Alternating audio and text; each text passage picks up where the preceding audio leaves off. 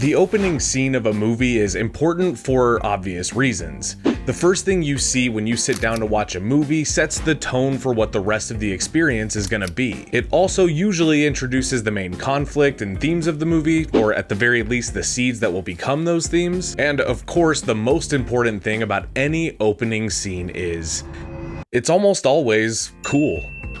Whether it's the opening kill in Scream, or the opening heist from The Dark Knight, or it's the first scene in Fight Club, which really begins at the end, in either case, one thing is certainly clear.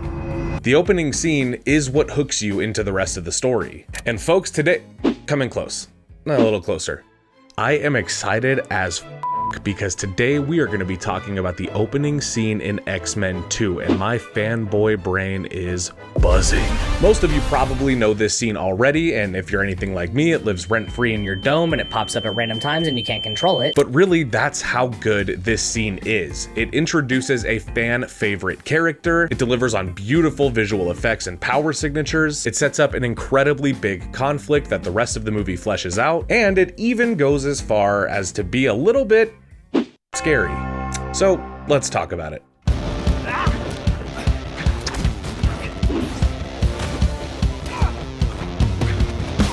(2003's X2 X-Men United is the second installment in the Fox X-Men film series, and probably one of the most fondly remembered of the bunch. For the best, I hope. The movie finds a way to build off of the events of the first film, while also providing some context and plot lines from the past, which would get paid off in the later prequel, which explains Wolverine's origins. And man, am I sure glad we're not talking about that movie today. Nobody kills you but me.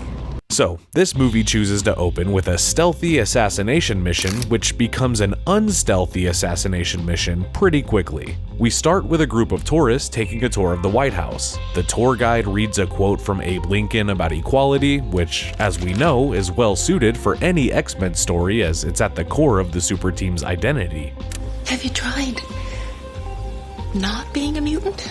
While the tour continues, we notice one of the members of the group is not like the others. The way the scene builds up and teases us is perfectly paced and keeps us guessing just long enough to make the reveal worth it. It's like the first minute of the scene is just a series of vague puffs of blue smoke and eerie compositions around a highly secured building. When a mysterious man in a long trench coat is stopped by a security guard, we're teased one last time when the man looks up to reveal pale, flesh-toned makeup caked all over his face.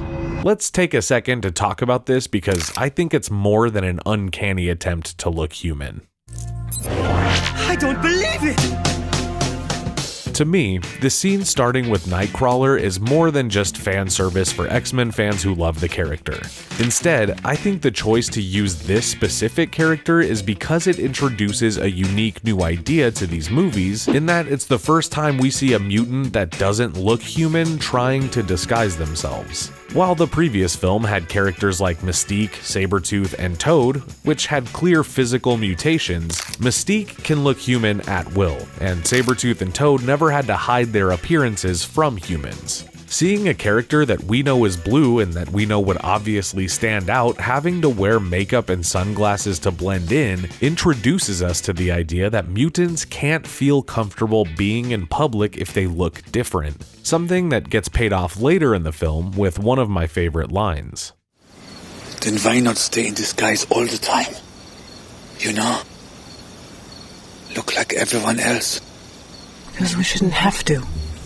So, before our security guard can fully register the disturbing look of the stranger in front of him, Nightcrawler's tail creeps up from behind him and the action begins.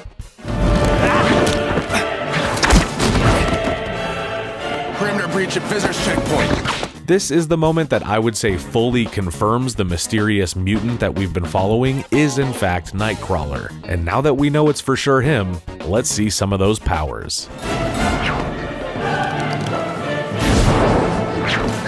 Nightcrawler teleports like 100 times in this scene, among pulling off some slick parkour, aerial combat, and using his tail as an extra limb.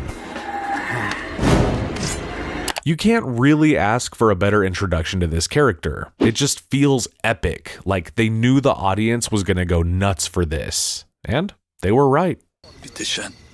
The character of Nightcrawler was first introduced in Giant-Sized X-Men #1 in 1975. His real name is Kurt Wagner, and he's a German Catholic circus performer who uses his unique gifts to entertain humans. But in the Munich circus, I was known as the incredible Nightcrawler. Yes, save it. The thing about Nightcrawler is that his religion and faith is his grand motivator. Despite being described in the comics as a demon, he's different from the other X-Men in that he lives to serve his faith, not his kind. He even goes as far as to preach to the other X-Men in numerous stories to try to convert them. This guy is all about that life. Because most people will never know anything beyond what they see with their own two eyes. So, why would he be bouncing around the White House taking out guards and making such a terroristic ruckus? Well, he's being mind-controlled, but we don't know that in the movie yet, and for this scene, they just want us to see how sick this shit is.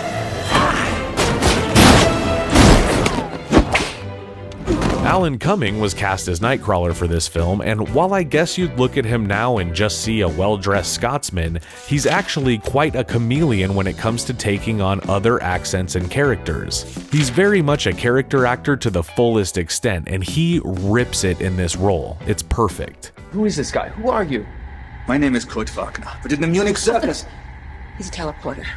Minus seeing Alan in a classic Nightcrawler uniform, this movie fully delivers on representing the character faithfully. It took from 4 to 6 hours every day in the makeup chair for Cumming to achieve this look, which included adding silicone scars to most of his body, airbrushing him blue, and giving him false teeth and yellow contact lenses to complete the demonic look.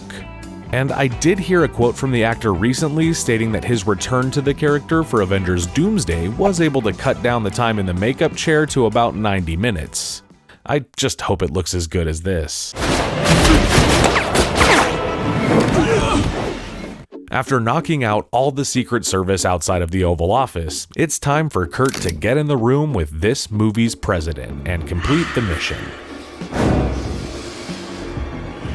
This sequence is pure indulgent goodness, with bullets flying, Nightcrawler teleporting around throwing kicks and tail whips, and even some glorious slow motion. I also like the little things in this scene that add to the themes being explored later in the movie and the series as a whole. When one of the Secret Service agents is talking on his earpiece, he says this line. It's outside the Oval Office. Lock this place down! He referred to Nightcrawler as it. Now, for this specific character, I can't say I blame this guy, and I also think it's hard to tell what exactly you're dealing with when they keep teleporting around like that. But it does also show us how humans, or at least the government, think of mutants. Like they aren't people, they're it. This facility is a school. Sure it is.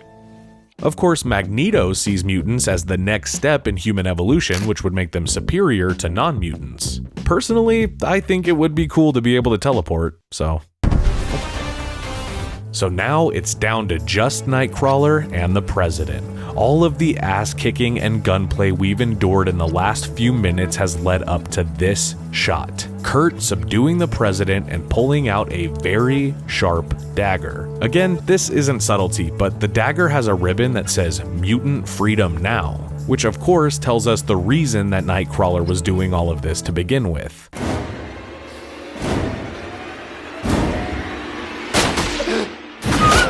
And with that, the scene fades to white and ends. Now, I probably don't need to tell you that this being the first scene in the movie, there's a full war brewing with humans and mutants as a direct result of this. And there are a few twists that really make this a riveting story. It's time to bring it to an end.